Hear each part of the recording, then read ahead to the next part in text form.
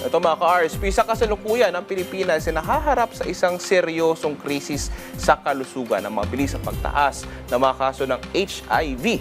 Ayon sa Department of Health, mula Enero hanggang Marso ng 2025, umabot sa 57 ang naitalang bagong kaso ng HIV kada araw na may kabuuang 500% na pagtaas kumpara sa nakaraang taon.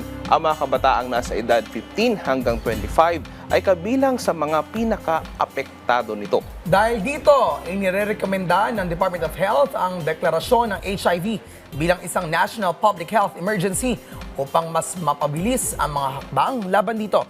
Ngunit sa kabila ng mga hamong ito, may mga kuwento ng tapang at pag-asa.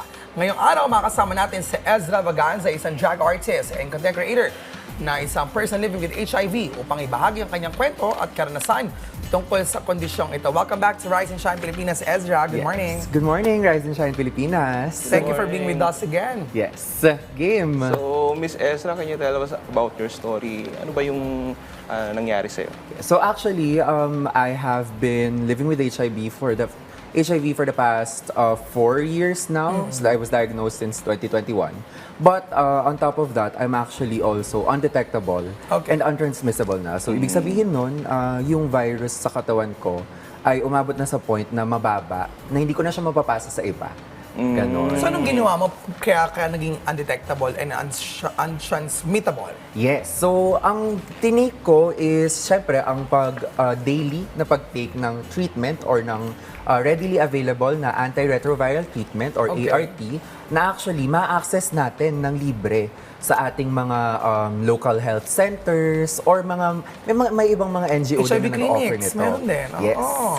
Ayun. Pero ngayon ko lang nalaman yun na yung undetectable, no? Meron na palang ganun. Kanina binanggit ko nung banter, Daniel. Oh, not listening talaga, I mean, no? today, nalaman niya today. Yes. Pero, nung nalaman mo na, curious lang ako, syempre nakaka-shock yun.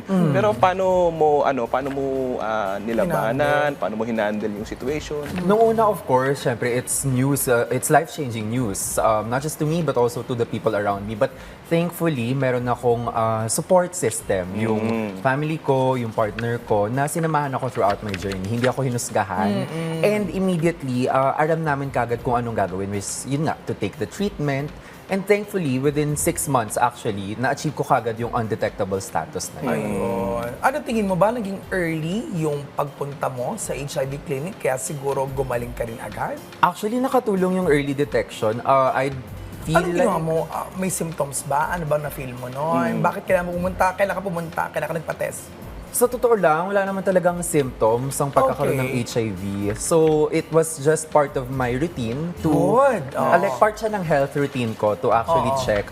Recommended ng ating mga sinasabi is like 3 to 6 months. Kailangan lagi nag-check. Kasi yun yung time na pinaka-malalaman mo or pinaka-merong state of detection. Okay. Ito kanina na pag-usapan natin, stigma.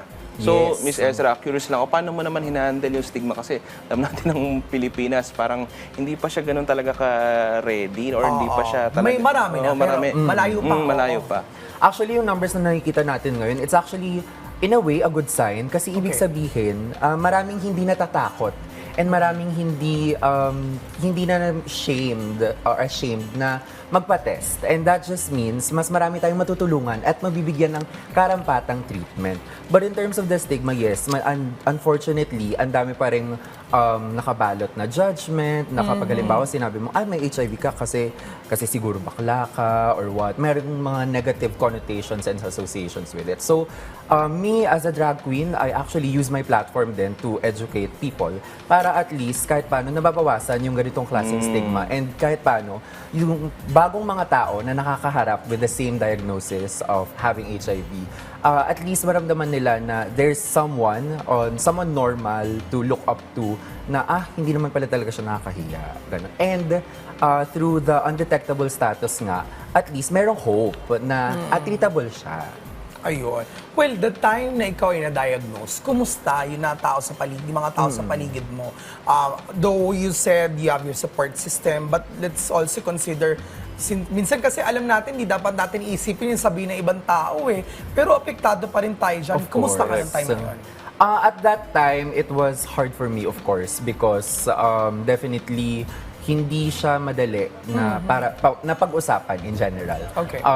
But again, it also comes with the right information na bukod sa ako mag-take ng treatment for myself, isa rin actually sa ways na pag-prevent ng transmission or ng spread ng HIV is pag-equip lalo sa partner ko para Okay. hindi siya magkaroon kasi actually HIV negative siya. Oo. Until now na 4 years, 5 years na kaming mag-jowa, HIV negative pa rin siya. Okay.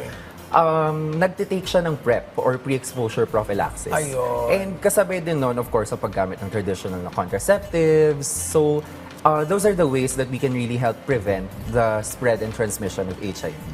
Lalo naman yung mga misconception about HIV, yung mga na-encounter na fake news. Kasi maganda rin to, di ba, sa information drive, di ba, para malaman din ng taong bayan kung ano ba yung mga misconception. Well, that mainly misconception ng HIV, especially ngayon, is that kapag meron kang HIV, it's the end. Wala na magagawa ka nun. But again, with the technologies and the advancements that we have, na yun nga, ma-access natin for free through through DOH din and through other agencies na nakakapag-fund ng ating mga HIV testing sites. Meron tayong proper treatment para mas ma-manage natin yung HIV. And bukod sa pag-manage ng HIV for PLHIVs like me, there's also, again, PrEP, which is also accessible for free for people to also be protected for themselves. So, Minsan, nag-ask ako niyan before, paano ba nag-work ang PrEP? Parang kailangan mo yata muna magpa-check up if that works on you as Yes. well. Kasi it might affect your liver yata or kidney. Yes. Pero going back dun sa yung journey, no? Kumusta si Ezra before ma-diagnose versus yung siya ay na-diagnose ng PLHIV? Anong siya ay naging PLHIV? actually, masasabi kong pinaka-difference lang ngayon is that right now I'm more aware and in tune of my body. If anything, having HIV actually helped me be more aware of my health na kaya syempre bukod sa pagiging undetectable, syempre kailangan andun pa rin yung conscious decisions na kailangan healthy ako, nakakapag workout ako, pero I feel like that goes for everyone naman in general na conscious decision of having a healthy lifestyle regardless of if you have HIV or not. Okay, follow-up question lang. Yes. Kasi syempre people are somehow, syempre we're breaking the stigma and Yes. they're very careful with asking questions as well.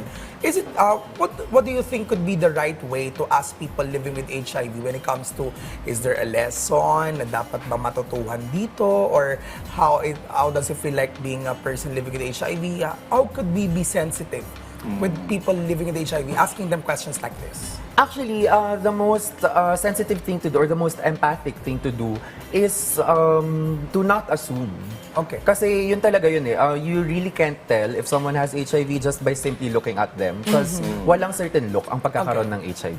Kaya so LGBTQIA+ or hindi, Okay. walang pinipiling sakit. Ay, walang pinipili ang sakit. Tama. So yun, and another way that we can also be more empathetic towards persons living with HIV is not assuming the worst because Okay. it also feeds into the narrative na oh no, kalugmok-lugmok siya, which is hindi naman talaga.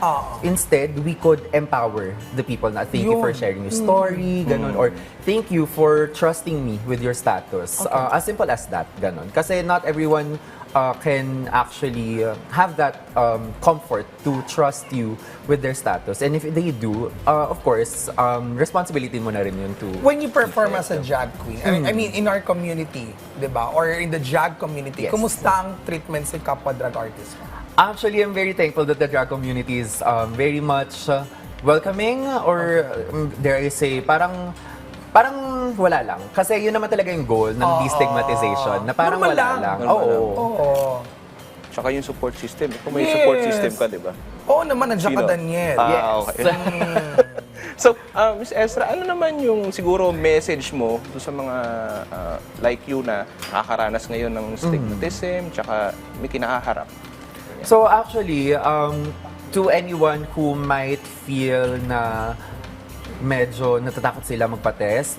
There's nothing actually to really worry about because through testing, tsaka lang natin malalaman kung ano yung dapat na karampatang solution for us. If malaman natin na HIV negative tayo, there are solutions para ma-keep natin that way, para ma-prevent natin yung pagtaas pa ng cases. So the solutions are PrEP or again, traditional contraceptives. Aside from that, if you do find out that you are a person living with HIV, there are also solutions right now para hindi mo na rin siya ma-transmit to others and ma-achieve mo yung undetectable status such as ARVs. Alam mo, i-wonder si Ezra, no? Kasi last year, naging guest natin siya ngayon. Patuloy pa rin siya sa pagbigay ng impormasyon, not only sa drug artist, pero dahil kasama ka namin sa Rise and Shine Pilipinas, and salamat dito. Saan ka kumuha ng lakas ng loob para i-open to? Actually, kumuha rin ako sa lakas ng loob para sa mga taong nag-open up sa akin. Okay. Since coming out, I have also received a lot of messages from strangers telling me that in a way, I've also inspired them to take on their journey as well, Okay. bravely. So, sa kanila na ako nakakuha ng lakas ng loob na give back sa community namin, sa PLHIV community, para in a way, lahat kami no longer living in shame and fear. Katuwa, may activities din ba pag PLHIV community? In a way, merong sort of bond na nangyayari. Okay. Ayun. On that note, maraming salamat, Ezra, sa iyong tapang at pagiging bukas na ibahagi sa amin ang iyong naging karanasan. Sana ay magsilbing inspirasyon at paalala ito na katulad nga ng mga nabanggit ni Ezra, ang pagkakaroon ng HIV ay hindi katapusan, bagkus isang hamong maaaring malampasan kung may tamang kaalaman at suporta. Thank you once again, Ezra Vagaz.